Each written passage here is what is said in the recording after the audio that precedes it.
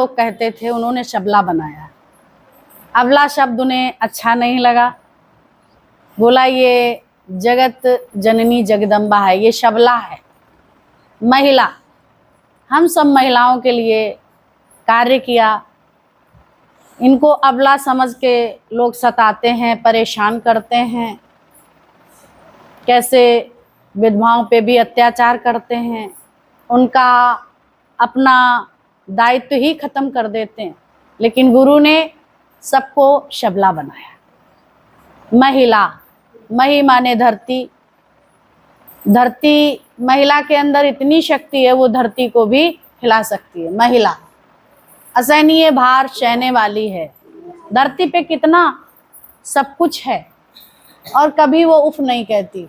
सारी धरती का जो है, कैसे भी लोग हों, किसी को मना नहीं करती, सबको धारण कर लेती, इतनी शक्ति है।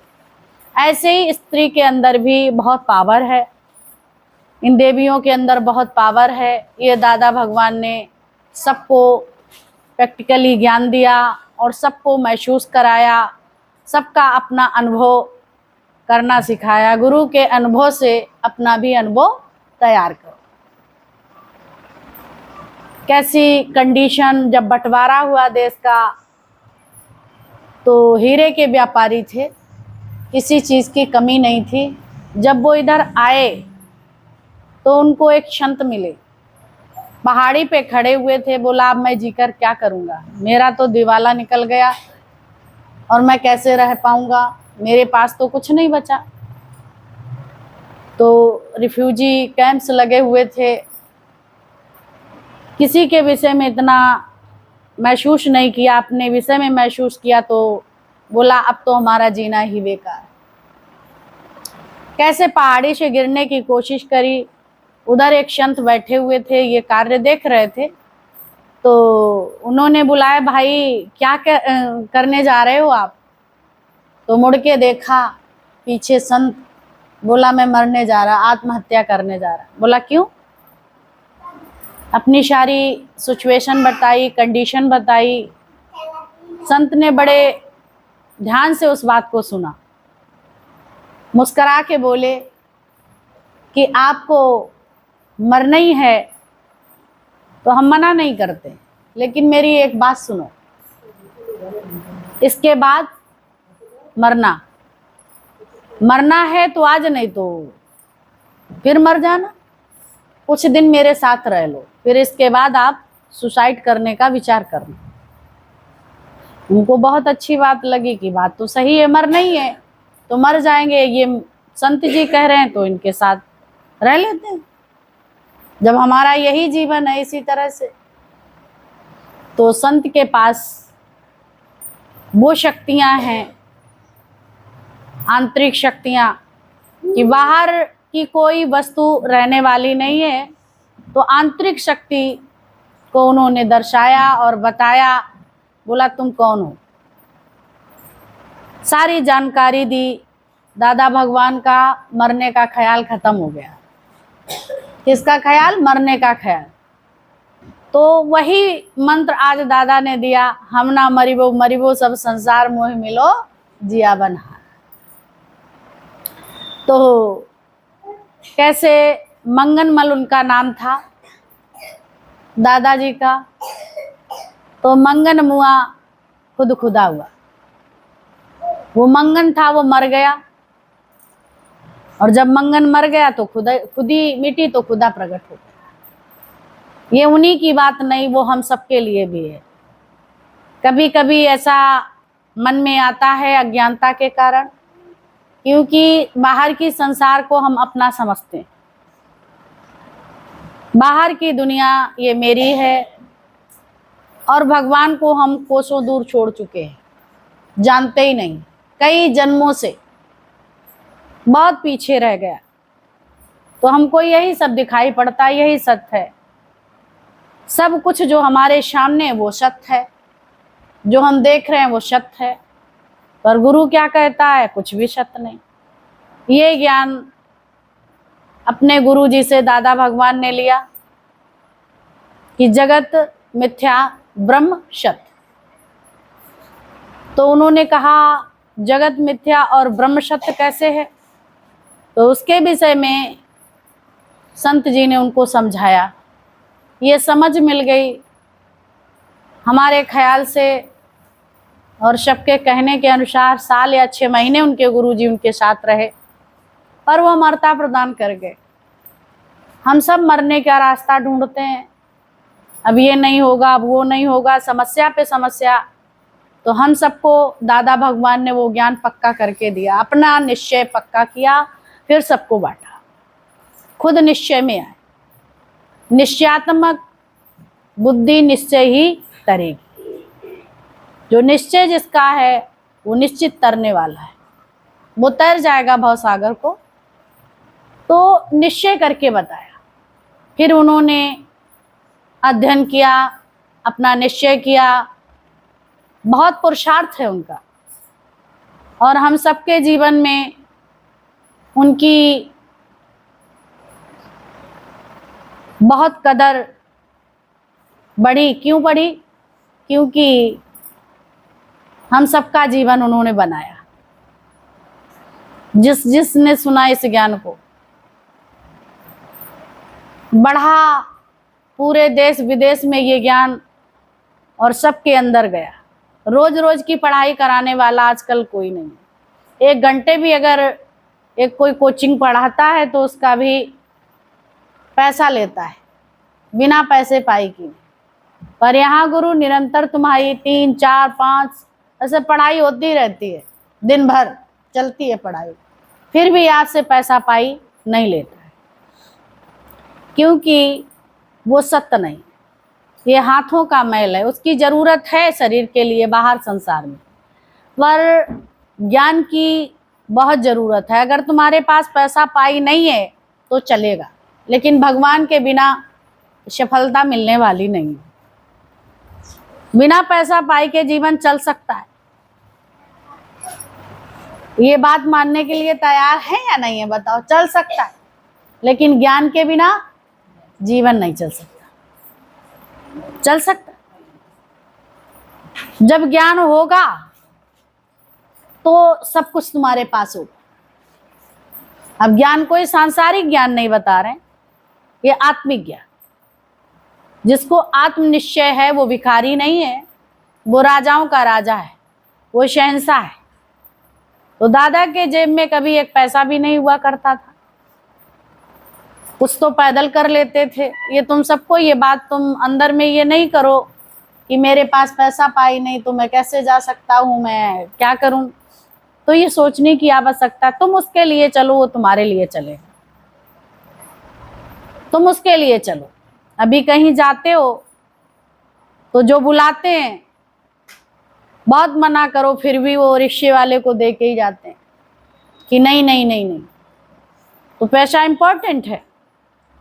जिनके अंदर निरीक्षा हो गई तो भगवान अगले में बिठा के वो कार्य करता है। लेकिन पूरे हो तो जाओ, पूरे हो तो जाओ। जब उसका कार्य करोगे तो तुम्हारे दीवाने हो जाते हैं। आज दादा ने गुरु का कहना माना तो सारी षष्ठी दीवानी है उनकी, है दीवानी के नहीं है? आज हर शहर में दादा भगवान की कैसे महानिर्वाण दिवस मनाया जा रहा है, बड़े उत्साह से, बड़े प्रेम प्यार से।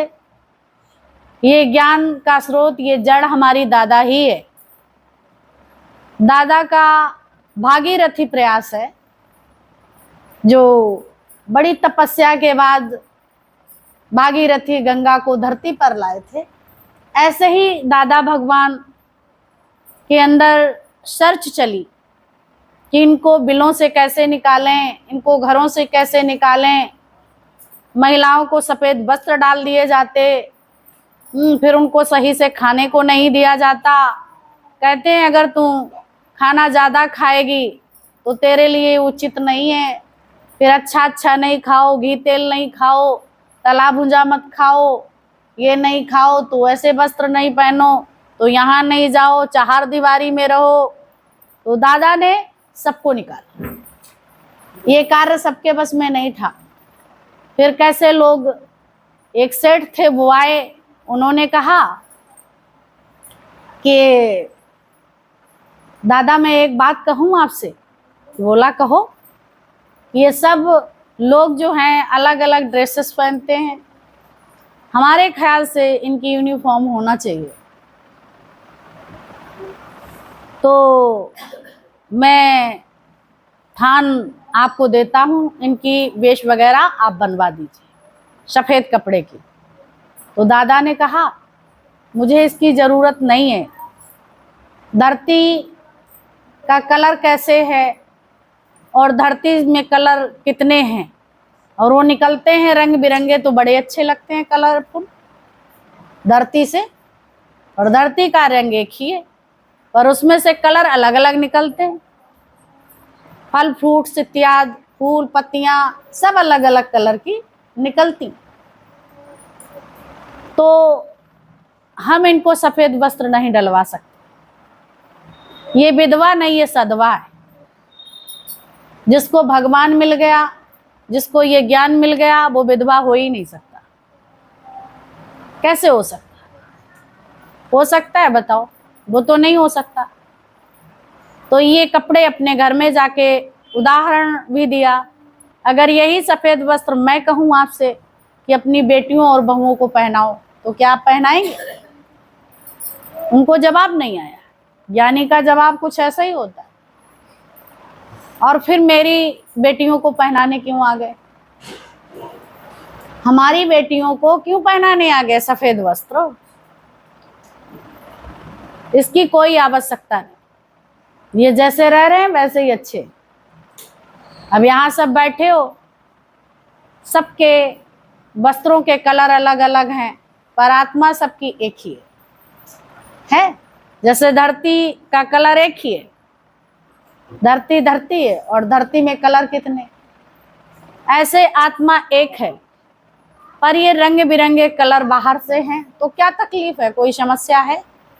इससे ज्ञान से कुछ वास्ता नहीं है कि कलर बदल लो, खान पान बदल लो, कुछ बदल लो, तो बदलने से भगवान प्राप्त होगा, तो सभी बदल लेते। बदलने से नहीं होता। जो बदल चुके हैं उन्हें क्या मिला भगवान? पूछो जाके। जिन्होंने बाहरी चोले बदले हैं, तो क्या उन्हें भगवान मिला है? नहीं मिला है, क्योंकि साधु संत ऐसे वस्त्र पहनते हैं। तो बहुत अच्छी बात बताई कि अग्नेय वस्त्र धारण कर लेते हैं, गेरुआ वस्त्र धारण कर लेते हैं, और करके क्या करते हैं? चोरी करते हैं। अग्नेय वस्त्र उसी को धारण कराया जाता जो अंदर से अग्नि की तरह पवित्र है। अज्ञान को, जिसका अज्ञान जल के खत्म हो गया, समाप्त हो चुका है, वो अग्नेय वस्त्र धारण कर सकता है। तो देखा जाकि जो मर्जी हुई, कपड़ा जाके रंगाया या कपड़ा खरीदा और खरीद के अग्नि वस्त्र धारण कर लिया, तो क्या उनके विकार जल गए? उनसे पूछो।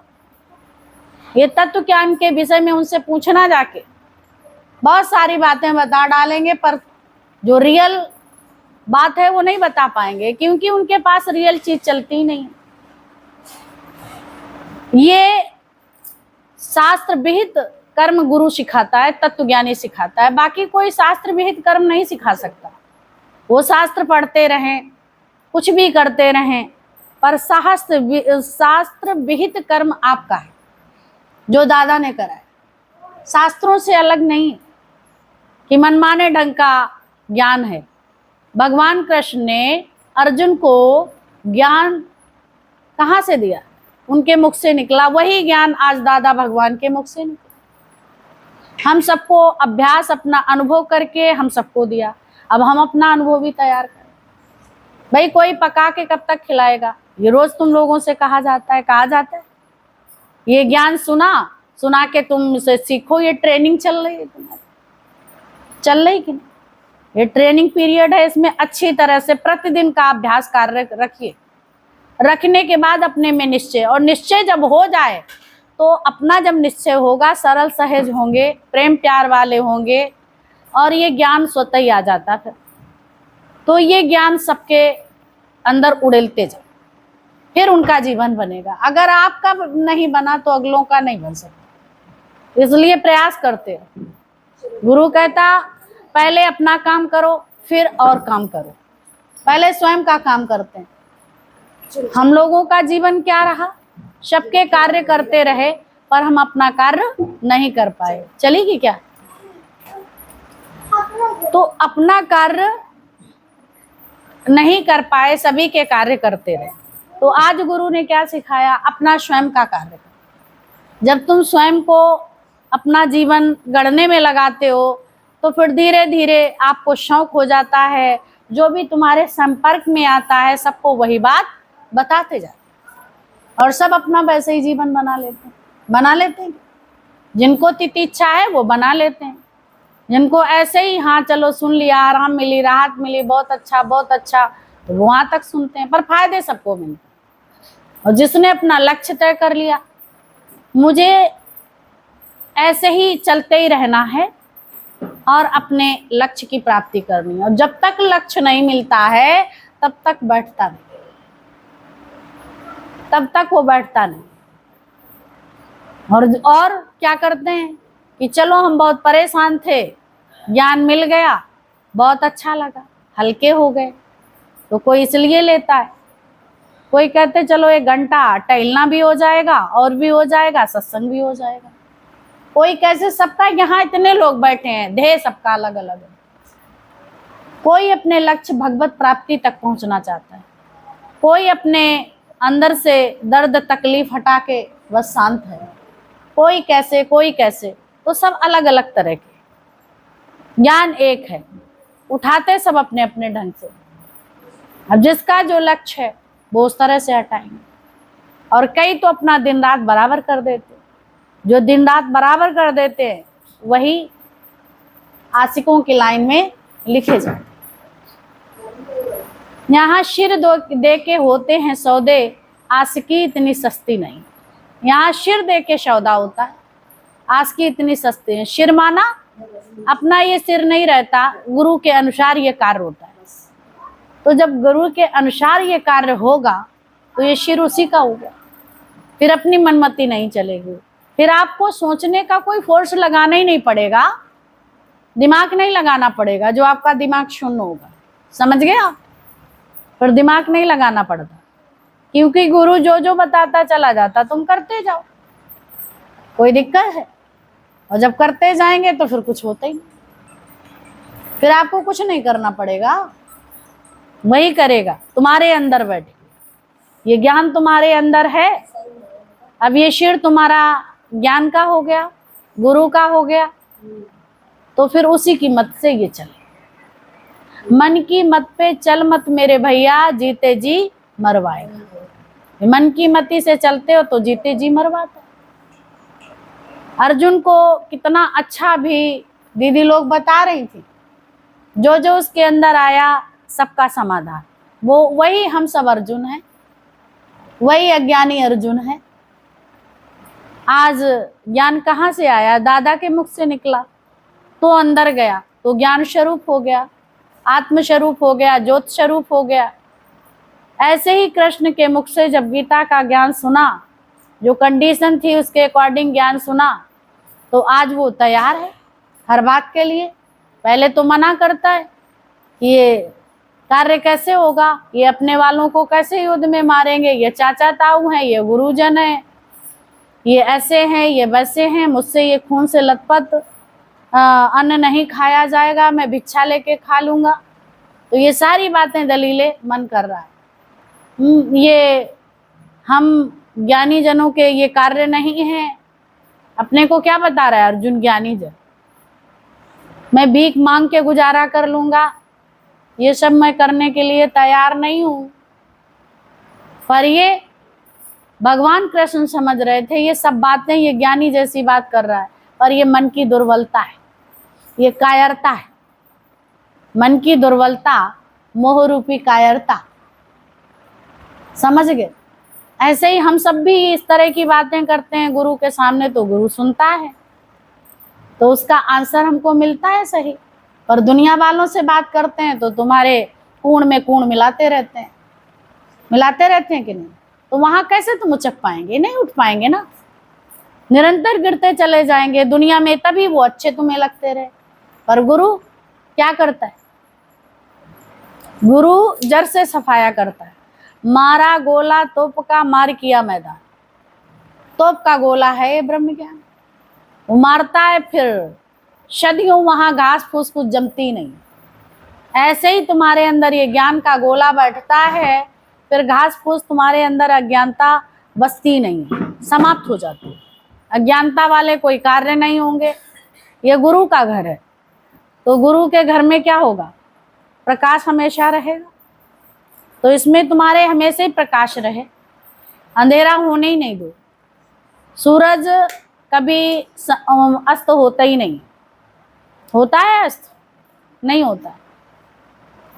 अस्त तो धरती की आड़ होने के कारण वो अस्त सा लगता है, पर अस्त नहीं होता।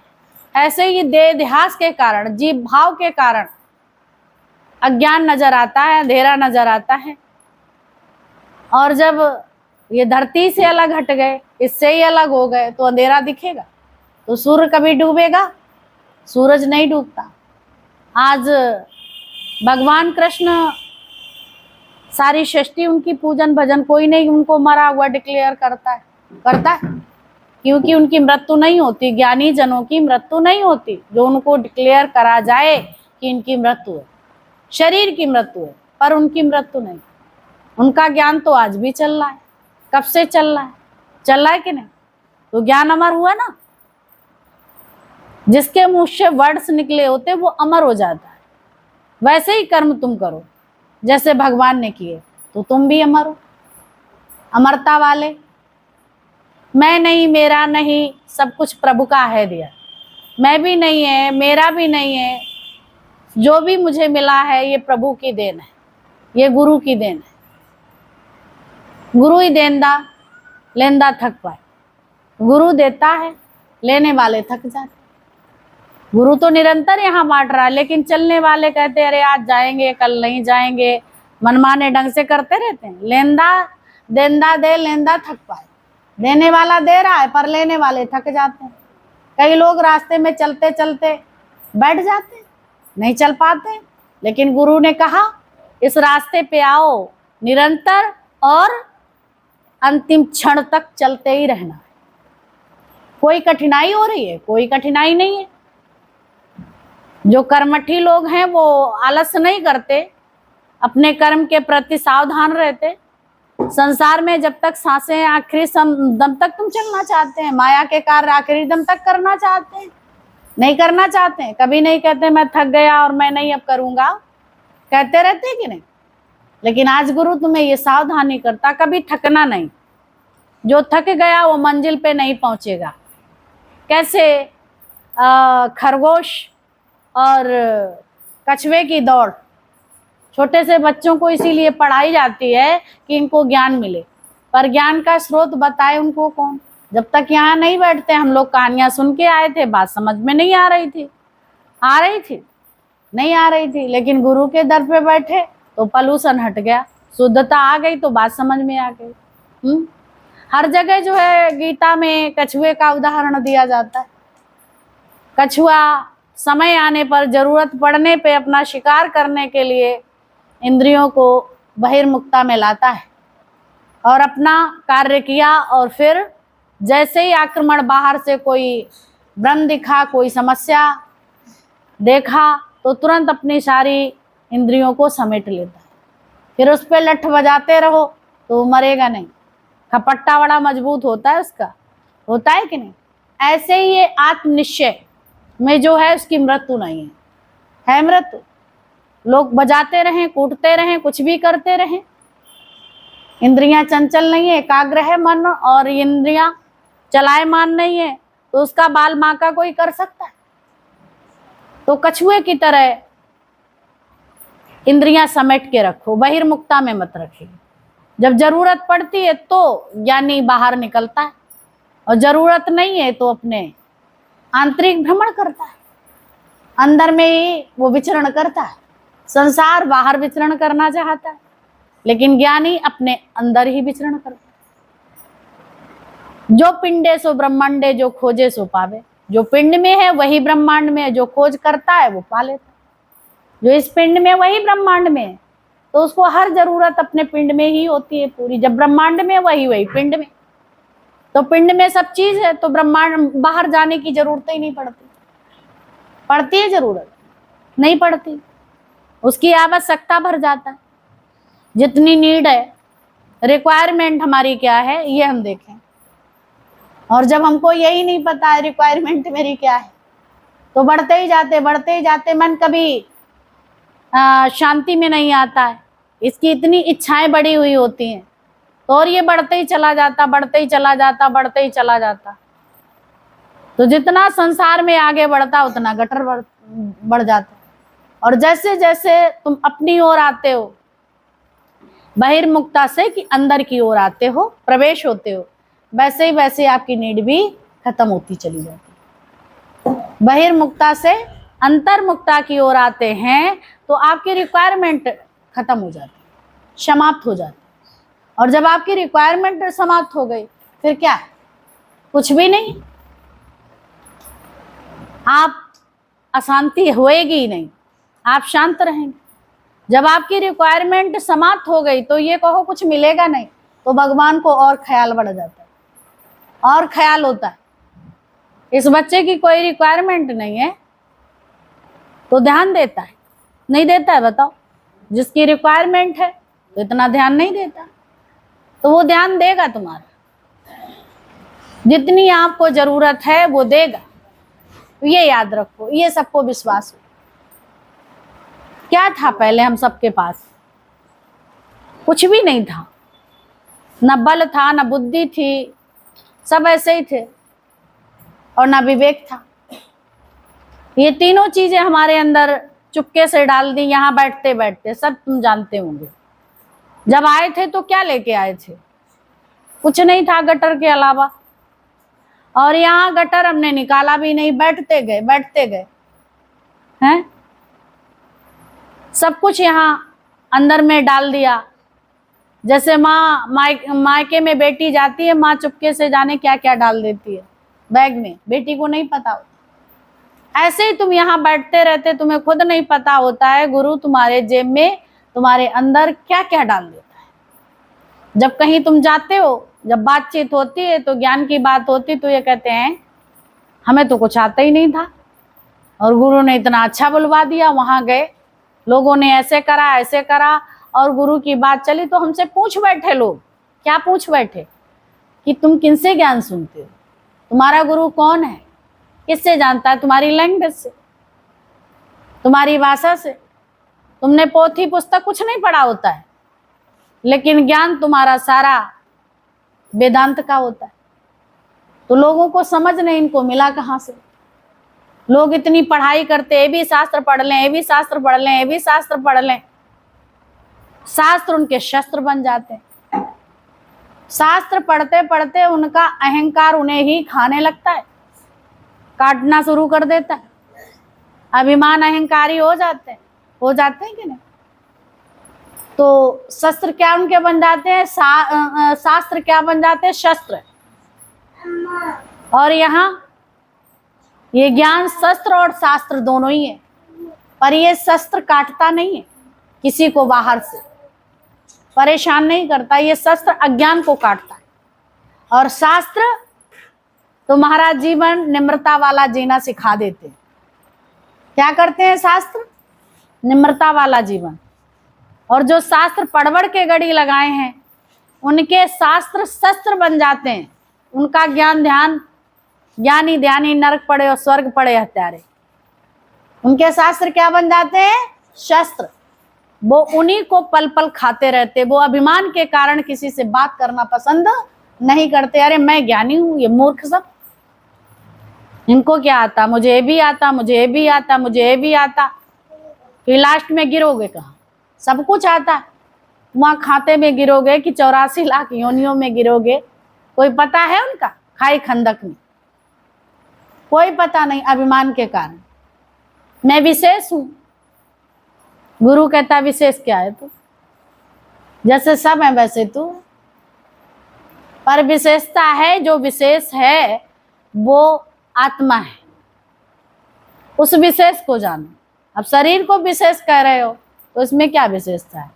5 तत्व का वो, 5 तत्व का वो, 5 तत्व का वो, और पिंडो भी बिगड़ेगा तो ये भी बिगड़े, तो विशेषता क्या है? जो बिगड़े ही नहीं। जो बना है वो बिगड़ेगा और जो बना नहीं है वो नहीं बिगड़ेगा। तो ये याद पक्का कर लो, जो बना है वो बिगड़ेगा, तो इसके लिए रोने गाने की आवश्यकता नहीं। आपको मालूम है जो आई है बस वो जाएगी, जो बनी है वो बिगड़ेगी। जिसको देना है लेना है वो तो लेना देना होगा, होगा कि नहीं? और आत्मा का लेन देन है ही नहीं, है लेन देन नहीं है, वो बनी ही नहीं है और ना वो बिगड़ेगी। वो निराकार शक्ति है, उसको कोई विरला अवधूत जानता है, अन्यथा ये संभव नहीं है। आत्मा पक्की करवाना कोई सहज प्रक्रिया नहीं है, लेकिन दादा ने सहज प्रक्रिया बना दी। बोला खेलो और खाओ और मौज करो, तुम्हारी आत्मा पक्की। कोई ना साधन ना समाधि की आवश्यकता नहीं है पक्की या नहीं है? अभ्यास करते रहो, निरंतर लगे रहो, अभ्यासी का बेड़ा पार। रसरी आवत जाते शिल्पे पड़त निशान, और करत करत अभ्यास के जड़मती होत सुजा। अभी सुबह ने माया के विषय में कितना सुंदर उदाहरण दिया कि माया कैसी है। ये देखने में चमड़ा ये सब बहुत अच्छा लगता है, लोग आशिक हो जाते हैं, इसके दीवाने हो जाते हैं, पर वही जब ऐसे हो जाती है बुढ़िया तो वही पसंद नहीं आती। वही एक दिन बहुत अच्छी लगती है, फिर एक दिन वो पसंद नहीं आती। ये माया का खेल है, घटना बढ़ना, इसमें ये विकार है संसार में। और विकारी वस्तु के साथ अगर लगेंगे दुख सुख तो होगा, होगा कि नहीं? और जो निर्विकारी है उसके साथ लाग जाओ। तभी बोला हरि संग लागा रहो रे भाई, तोरी बनत बनत बन जाए। तुम उसके साथ लगे रहो, तुम्हारी एक दिन बन जाएगी। कई जन्मों की बिगड़ी बात है हमारी सबकी, तो आज दादा भगवान की बदौलत और कैसे तिरवा में सुशीला माता जी, प्रीतम भगवान की बदौलत हम लोगों की ये काया अलट पलट हो गई।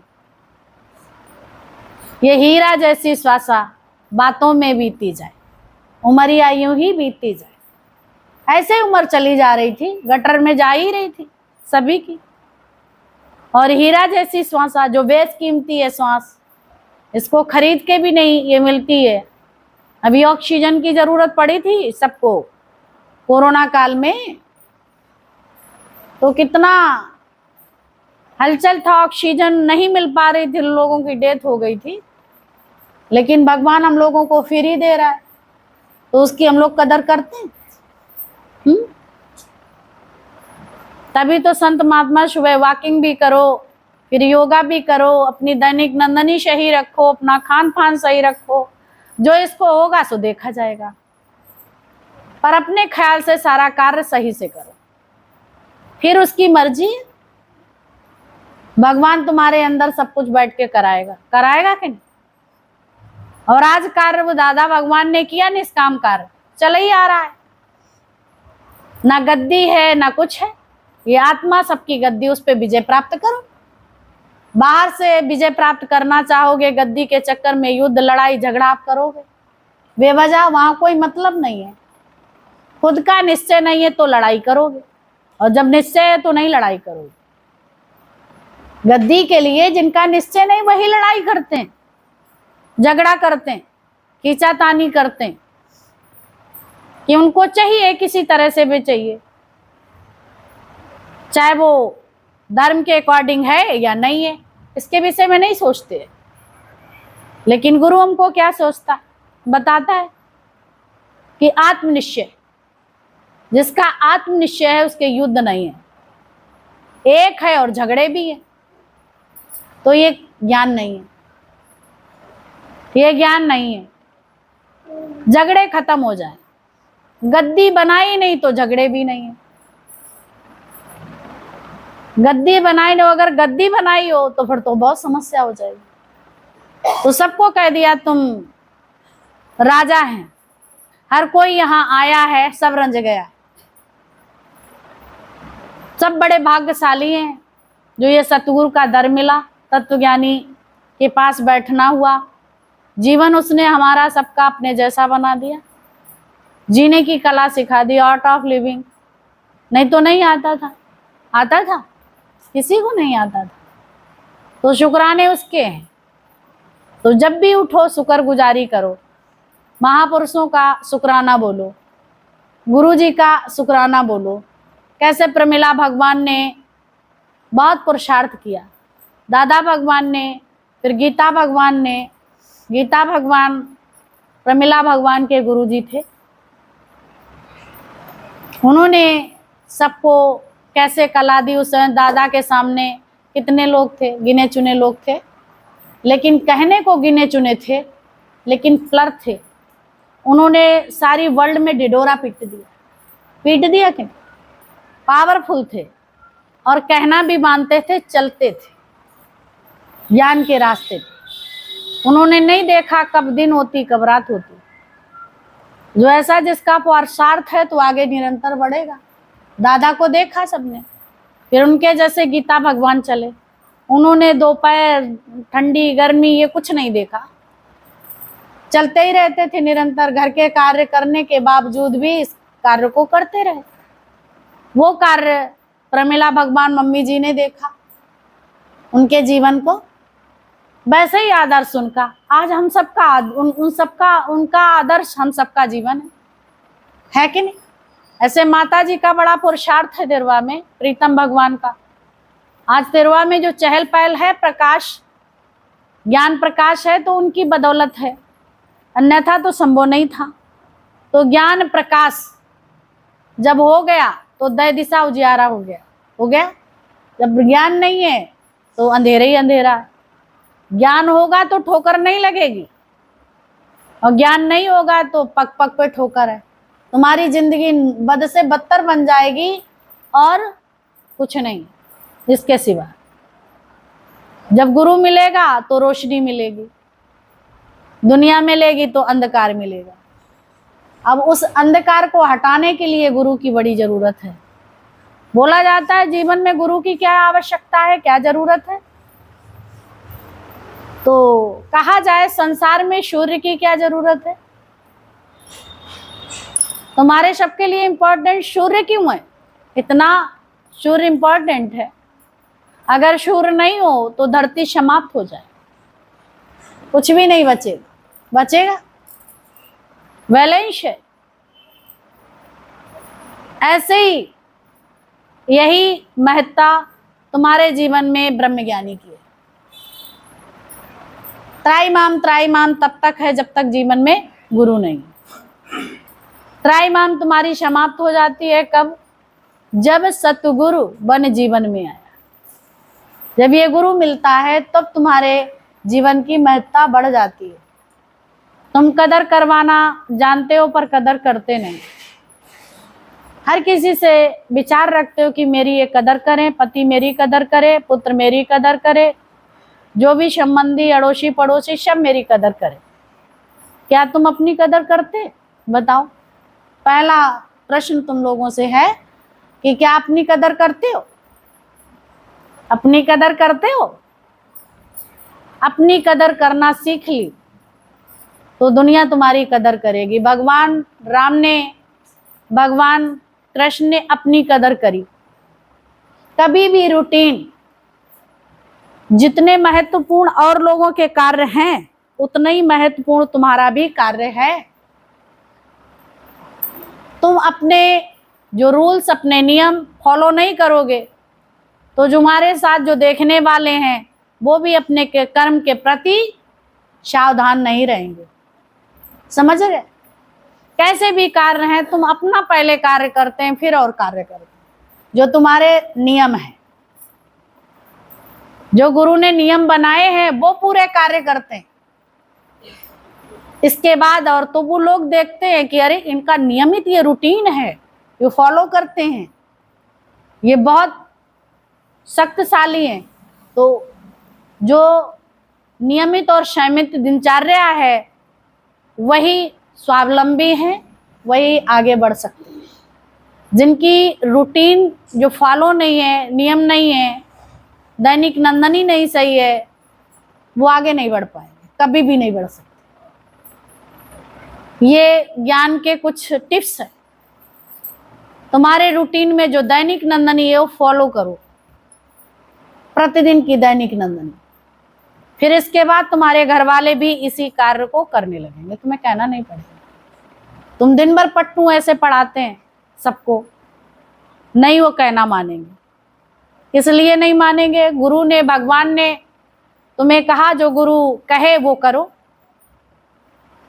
है ना। जो गुरु करे वो ना करो। तो गुरु ने जब कहा वो कार्य मैंने किया,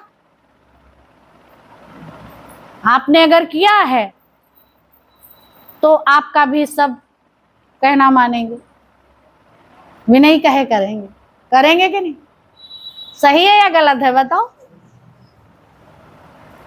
तो जब अपने कार्यों को तुम महत्व देने लगोगे तो घर वाले तुम्हारी वैल्यू करना सीख जाएंगे। वैल्यू करवानी नहीं है, क्योंकि तुम अपने जो दैनिक नंदनी को बहुत महत्व देते हैं, समर्पण है आपका।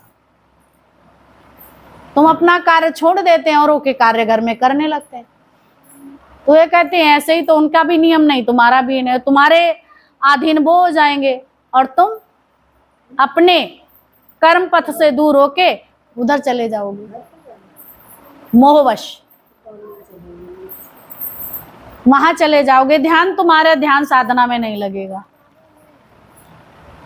फिर बोला कर लेंगे, फिर कर लेंगे, होएगा ही नहीं। और इसमें गाड़ी भर तो आलस है। ये बार बार चाहे जितना अंत समय तक संत महात्मा जानते हैं, ये कह देंगे चलो अरे बैठो ठीक है। ये बड़ा मटकीला है, इसमें हजारों झटके पड़ने वाले हैं किस काम के। पर इसको चलाते रहो, ये चलता रहेगा। बिठा दोगे